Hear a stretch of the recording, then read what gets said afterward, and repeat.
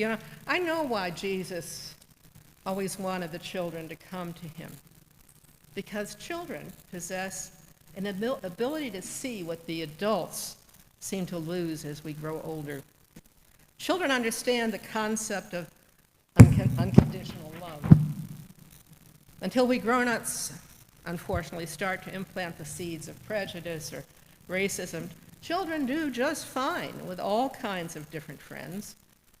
When I was with Connecticut Audubon, we brought together as many kids as possible from different economic areas in Fairfield County to study nature together, because we knew that we had, up and through the third grade, when they would learn from one another, accept one another. And that's true physiologically as well. One of the things, and of course today, as I said, you have galaxies and constellations on your bulletin. One of the things I've always enjoyed is the fact that children can look at the stars and see what we can't. So, this is what's called a nebula. It's a cloud of gas. It's where stars are born, Maya. The stars are born in this little brown cloud up here. More commonly for us is the constellation of Orion. Around here in November and December, you look up and you see this thing that's shaped like a hunter. And he's got a belt, and from the belt he's got what looks like a bright, shining sword.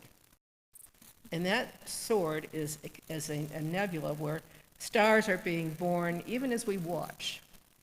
When we look at this, we just see white light. When children look at the stars, they see rainbows of color. And we lose that ability as we get older. Just to give you a bit of contrast, grown-ups are so caught up in our daily drive to make money and achieve power and succeed as we live in our bright glare of cities and our artificial illumination. So we don't see many of the God-given miracles of nature around us. One of my favorite stories took place in 1994, and some of you may remember. In 94, there was a 6.7 magnitude earthquake in LA, bright LA with all their lights. It was at 4:30 in the morning. The shaking woke the residents, who discovered the power had gone out citywide. Some left their houses or peered outside to check on the neighborhood, and it was eerily dark for a place that's always bright. No street lights and few cars at that hour. So they started looking up at the sky, and there were things there that they hadn't seen before, cosmic bodies that had been invisible to them at that point, twinkling stars, clustered galaxies, distant planets, and even a satellite or two. Then some people became nervous. What was that large silvery cloud that trailed over the city? It looked so sinister. So they called 911. That cloud was the Milky Way, but they could never see it before that point. You see, children aren't afraid of the sky. It's familiar to them.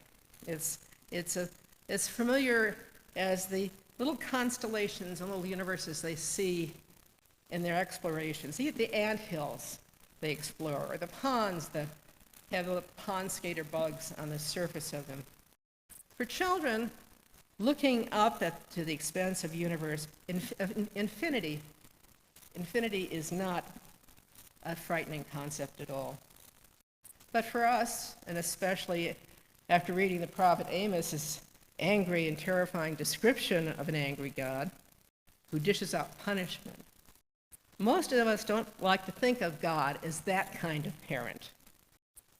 In fact, what Amos warns us about is the very thing we see in our fractured, petty world right now. He was living in 800 BC, but it still applies today.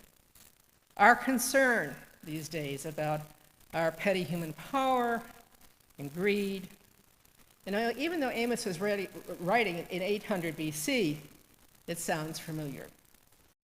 Some of the Israelites at that time, like some of our people, were doing very well, extremely well. They're making a fortune. How have they done this? In many ways, but for some of them, being rich is not enough. They want more. They want more. By even taking scraps of grain that have been left in the field, and they've always been left there for free so that the widows and children could glean them and have something to eat. They now go and scoop it up and sell it to the poorest people.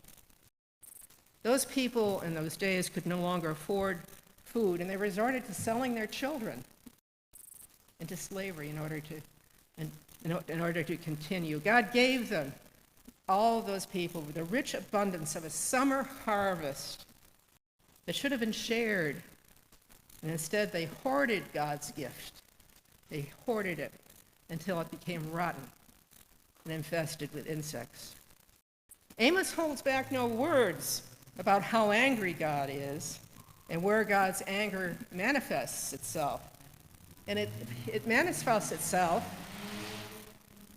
in the disruption of nature. And we see this today.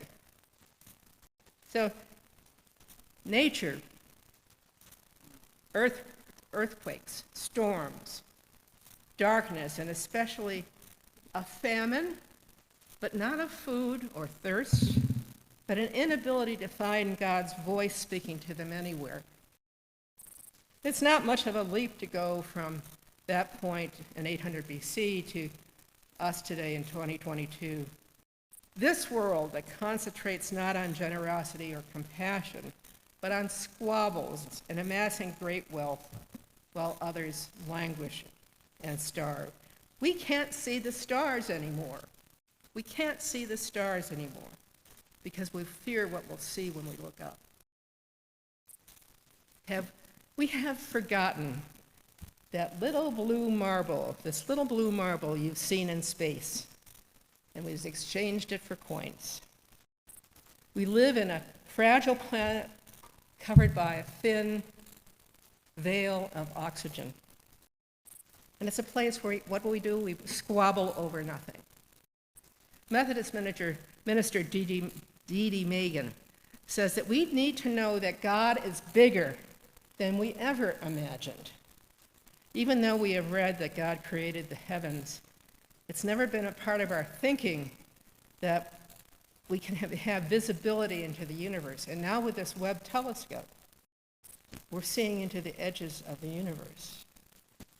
We may even be able to, we can see back at this point with this Webb telescope 13 billion years. The light that we see is coming from 13 billion years ago. Some of the things that we see actually don't exist anymore. There are stars that exploded 12 billion years ago. We may be even, as he says, able to see 5 more universes than the one in which we reside with this new device. Dr. Megan says he believes this planet is rather insignificant, a speck to others, perhaps 13.2 million light years away. Now, if we bomb ourselves into extinction, if we climate change ourselves to death, or we change ourselves in violence into chaos, I doubt that other galaxies will take much notice. But it should be a wake-up call for us. These days we can read into our natural world and wonder if we're starting to pay for those sins. You know, drought, storms, rising seas, very humid sanctuaries. By the way, this is the Congregational version of purgatory. But, you know, we've got dying species. But as best we know, it's still not too late. And it's time to put our own importance into perspective against the grandeur of God and God's creation. A light year, by the way, we talk about light years, It's the distance that light can travel in the Earth's time of a year. So even the concept of 1 light year is mind-boggling, because 1 light year is equal to 6 trillion miles. Even sitting right now you have light shining and sunlight shining. That sunlight is 8 minutes old. It left the sun 8 minutes ago, and it took it that long to get here. Mind-boggling, isn't it? This week, the very first images of the universe were shared by the new Webb telescope. And that's the first major new telescope since the Hubble scope, of many of whose components came here from Danbury. Those first pictures were stunning, like the one you have in the front. The millions of galaxies, and the most distant ones that we can see at this moment are 13.6 billion light years. 13.6 billion light years away. Don't try to do the math, I did. And it came out to be that the number is in the sextillions, not million, not billion, not trillion, not quadrillion, not quintillion, but sextillion miles. The Webb telescope can see things 9 times dimmer than the Hubble could. It's time for us to look out into the stars, just like our children. The Vatican's Jesuit astronomer, Brother Guy Colomiagno, says, "Such images are necessary for the human spirit. We do not live by bread alone, especially in these times. The universe wouldn't work if it weren't logical. But as these images show, the universe is not only logical, if you look at the front of your, not only logical, it is also beautiful. Beautiful. And that's what our children see. The mind-blowing thing to think about is the area of the universe that the Webb, that picture came from, that the Webb is scanning, is tiny. And I have to tell you how tiny, because there's an expanse. It's only measuring the width of a grain of sand. So if you took a piece of sand and held it out at arm's length, the millions and millions of galaxies and stars are in that one tiny aspect of the sky. So, here on Earth, of course, we remain a warring group of tribes that never look up at God's heaven, where injustice seems to create such chaos. But Amos's prophecy overlooked the fact that our God is a God of justice, who is also a God of love. And as Reverend Scott Bullock says, if we believe in a God of justice who is also a God of love, we don't have to fear speaking of his judgment. A healthy, natural way to communicate God's justice is to emphasize his fatherly and familial love for us.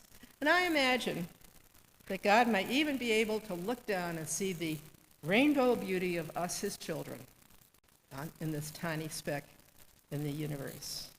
Amen.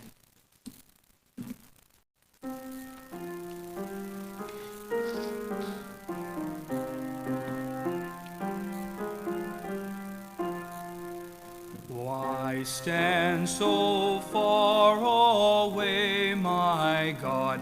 Why hide in times of need?